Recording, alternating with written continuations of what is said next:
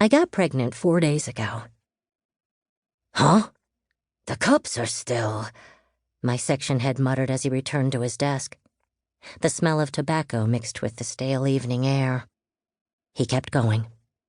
When was that? Oh yeah, the meeting we had after lunch. He said the last part a bit louder.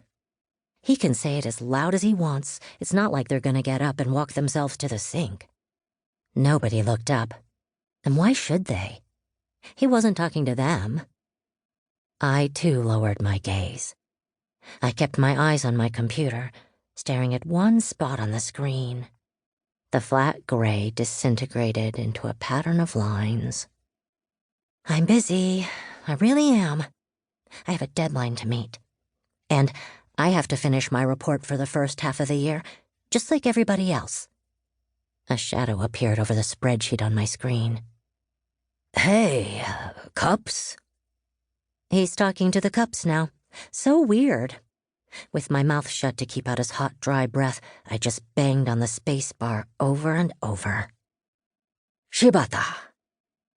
The section head was right behind me. I felt like I could see the cigarette smoke. Shibata, the coffee cups are still out. The cups in the meeting room. Oh, okay. As I slowly stood up, he returned to his chair at the far end of the line of desks. He adjusted the orthopedic seat cushion he'd bought online and sat down. Everyone kept their heads down. Of course they did. The dirty cups weren't their responsibility. I bet the cups had never even crossed their minds. I picked up a trash can that lay on its side in the middle of the walkway, then made my way to the meeting room. What we called the meeting room was nothing more than a space equipped with a few small tables and chairs. The partitions that set it off had scraps of transparent tape stuck all over them. How did they get there? What purpose did they serve?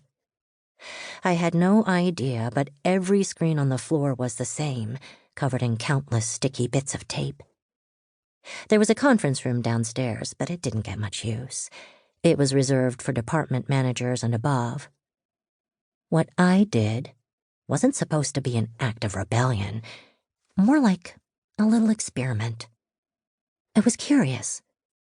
I wanted to see if it even occurred to any of my coworkers, maybe somebody who'd actually been in the meeting, to clean up. Geez, what a long meeting. I thought it was never gonna end. Oh, the coffee cups. We can't just leave them like that, right? It's too much to ask Shibata to do it. I mean, she's the one who made the coffee for us and brought it over. I think I just wanted to know what would happen if nobody was there to keep an eye out, to rush over as soon as the meeting ended and deal with the messes they'd made. And I still might have obliged, had I not been met with the sight of dirty cups, some still with coffee in them and stuffed with cigarette butts. The odor of old cigarettes left sitting there for hours, it was now 4:30 in the afternoon, was too much for me. "Excuse me," I said as my section head walked by, no doubt on his way to the break room. He had his mug and a tea bag. Lately he'd been obsessed with medicinal tea.